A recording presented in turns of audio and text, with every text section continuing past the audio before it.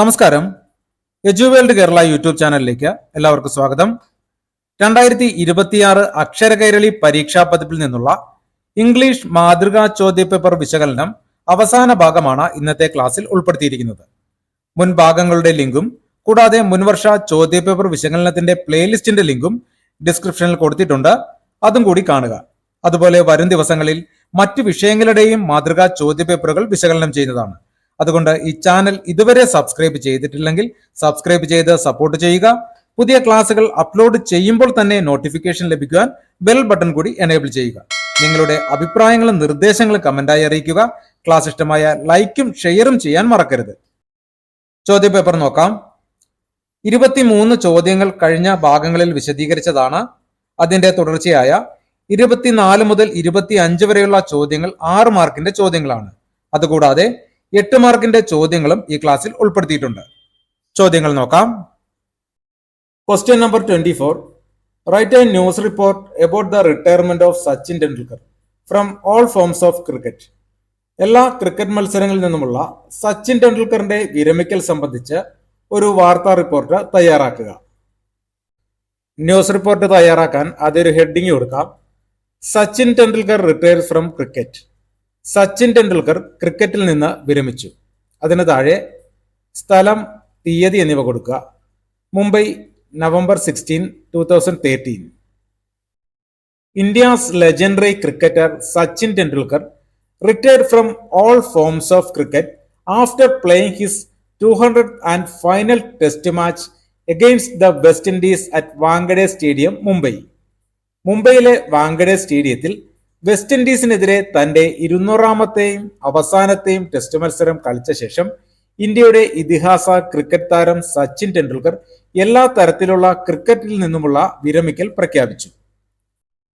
During his farewell speech he thanked his parents, wife, children, coach, teammates, friends and fans for their support. തന്റെ വിടവാങ്ങൽ പ്രസംഗത്തിൽ മാതാപിതാക്കൾക്കും ഭാര്യയ്ക്കും മക്കൾക്കും പരിശീലകനും സഹതാരങ്ങൾക്കും സുഹൃത്തുക്കൾക്കും ആരാധകർക്കും തനിക്ക് നൽകിയ പിന്തുണയ്ക്കായി അദ്ദേഹം നന്ദി പറഞ്ഞു.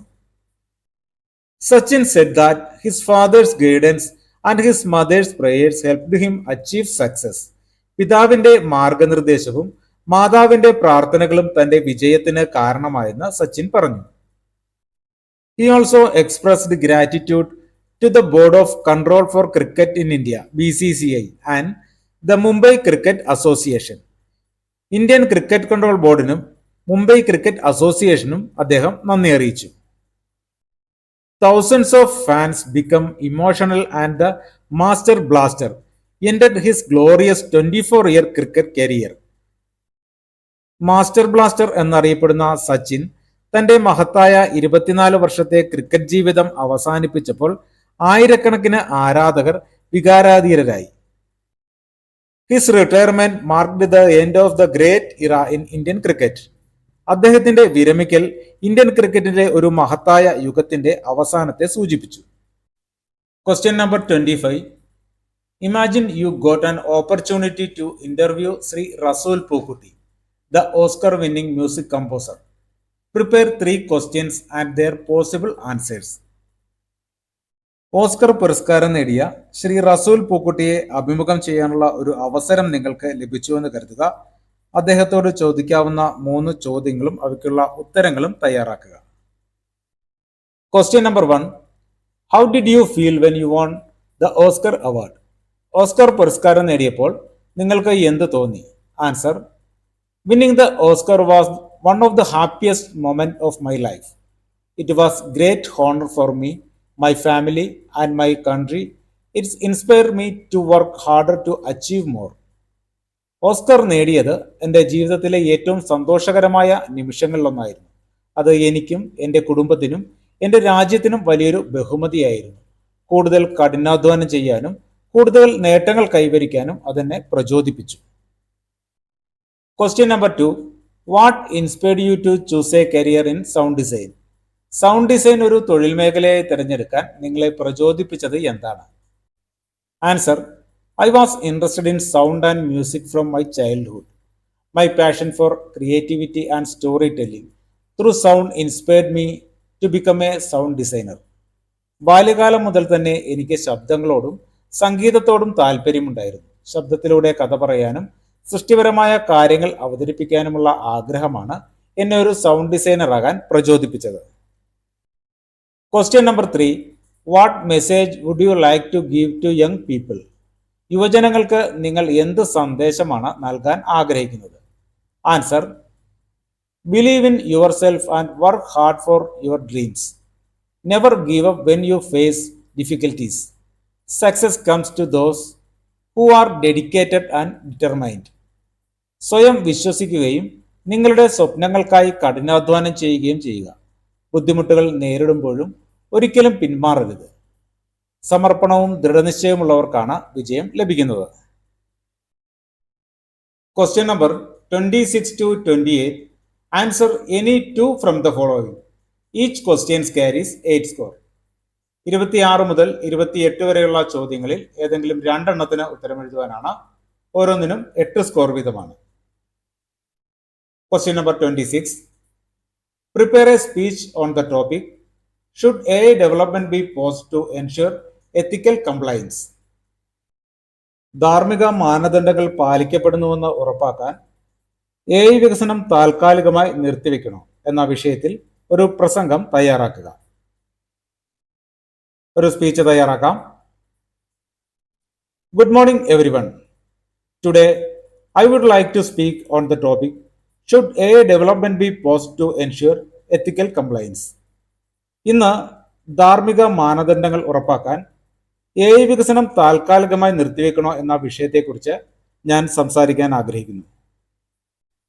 Artificial intelligence or AI is changing our lives in many ways. നിർമ്മിത ബുദ്ധി അഥവാ AI നമ്മുടെ ജീവിതത്തെ പല വിധത്തിൽ മാറ്റിമറിച്ചുകൊണ്ടിരിക്കുന്നു. It helps in education, healthcare, communication and many other fields. വിദ്യാഭ്യാസം, ആരോഗ്യപരിപാലനം, ആശയവിനിമയം എന്നിവയുൾപ്പെടെ നിരവധി മേഖലകളിൽ ഇത് സഹായിക്കുന്നു. However, the rapid growth of AI also raises concerns about privacy, security and misuse. എന്നാൽ AIയുടെ വേഗത്തിലുള്ള വളർച്ച സ്വകാര്യത, സുരക്ഷ, ദുരുപയോഗം എന്നിവയെക്കുറിച്ചുള്ള ആശങ്കകളും ഉയർത്തുന്നു. Some people believe that AI development should be paused for some time. AI വികസനം കുറച്ചു കാലത്തേക്ക് നിർത്തിവെക്കുന്നതാണ് നല്ലതെന്ന് ചിലർ കരുതുന്നു. This will allow governments, scientists and experts to create proper rules and ensure that AI is used safely and ethically. ഇത് സർക്കാരുകൾക്കും ശാസ്ത്രജ്ഞർക്കും വിദഗ്ധർക്കും ശരിയായ നിയമങ്ങൾ രൂപപ്പെടുത്താനും AI സുരക്ഷിതമായും മാനദണ്ഡങ്ങൾക്കനുസരിച്ചാണ് ഉപയോഗിക്കുന്നുവെന്ന് ഉറപ്പാക്കുവാനും അവസരം നൽകും. Without regulations, AI could spread false information, invade privacy or even replace many jobs. നിയന്ത്രണങ്ങളില്ലെങ്കിൽ AI തെറ്റായ വിവരങ്ങൾ പ്രചരിപ്പിക്കാനും സ്വകാര്യത ലംഘിക്കാനും നിരവധി തൊഴിലുകൾ ഇല്ലാതാക്കാനും ഇടയാക്കും. On the other hand, stopping AI development completely may slow down important innovations and discoveries. മറ്റൊരു വശം നോക്കുകയാണെങ്കിൽ AI വികസനം പൂർണ്ണമായി നിർത്തുന്നത് പ്രധാനപ്പെട്ട നവീകരണങ്ങളെയും കണ്ടെത്തലുകളെയും മന്ദഗതിയിലാക്കാം. Instead of pausing AI, we should focus on developing strong ethical guidelines and using AI responsibly. AI നിർത്തിവെക്കുന്നതിന് പകരം ശക്തമായ ധാർമ്മിക മാർഗനിർദ്ദേശങ്ങൾ വികസിപ്പിക്കാനും AI ഉത്തരവാദിത്തോടെ ഉപയോഗിക്കാനും ശ്രദ്ധിക്കണം. In my opinion, a temporary pause may be useful if it helps create better safety measures. എന്റെ അഭിപ്രായത്തിൽ കൂടുതൽ മികച്ച സുരക്ഷാ നടപടികൾ രൂപപ്പെടുത്താൻ സഹായിക്കുന്നുവെങ്കിൽ ഒരു താൽക്കാലിക ഇടവേള ഉപകാരപ്രദമായേക്കാം. AI should serve humanity and not cause harm. AI മനുഷ്യരാശിയെ സേവിക്കാനുള്ളതാണ്, ദോഷം വരുത്താനുള്ളതല്ല. താങ്ക് യു എന്ന് പറഞ്ഞ് സ്പീച്ച് അവസാനിപ്പിക്കാം. Question number 27. Compose an essay on the topic of wars as a crime against humanity. യുദ്ധങ്ങൾ മനുഷ്യരാശിക്കെതിരായ കുറ്റകൃത്യമാണ്. ഒരു എസ്സേ തയ്യാറാക്കുക. ആൻസർ നോക്കാം. War is one of the greatest crime against humanity. It destroys lives, families and entire nations. Thousands of innocent people, including women and children, suffering because of wars. They lost their homes, education, and basic human rights. യുദ്ധം മനുഷ്യരാശിക്കെതിരായ ഏറ്റവും വലിയ കുറ്റകൃത്യങ്ങളിൽ ഒന്നാണ്. അത് ജീവനും കുടുംബങ്ങളും രാജ്യങ്ങളും നശിപ്പിക്കുന്നു. സ്ത്രീകളും കുട്ടികളും ഉൾപ്പെടെയുള്ള നിരപരാധികളായ ആയിരക്കണക്കിന് ആളുകൾ യുദ്ധം മൂലം ദുരിതമനുഭവിക്കുന്നു. അവർക്ക് വീടുകളും വിദ്യാഭ്യാസവും അടിസ്ഥാന മനുഷ്യാവകാശങ്ങളും നഷ്ടമാകുന്നു. Wars cause death, poverty, hunger, and displacement. Modern weapons create massive destruction and leave long-lasting effect on people and the environment. Many children become orphans and many families are separated forever. യുദ്ധങ്ങൾ മരണം, ദാരിദ്ര്യം, പട്ടിണി, കുടിയൊഴിപ്പിക്കൽ എന്നിവയ്ക്ക് കാരണമാകുന്നു. ആധുനിക ആയുധങ്ങൾ വലിയ നാശനഷ്ടങ്ങൾ സൃഷ്ടിക്കുകയും മനുഷ്യരിലും പരിസ്ഥിതിയിലും ദീർഘകാല പ്രത്യാഘാതങ്ങൾ ഉണ്ടാക്കുകയും ചെയ്യുന്നു. നിരവധി കുട്ടികൾ അനാഥരാകുകയും കുടുംബങ്ങൾ എന്നേക്കുമായി വേർപിരിയുകയും ചെയ്യുന്നു. In addition to human suffering, wars damage the economy and the environment.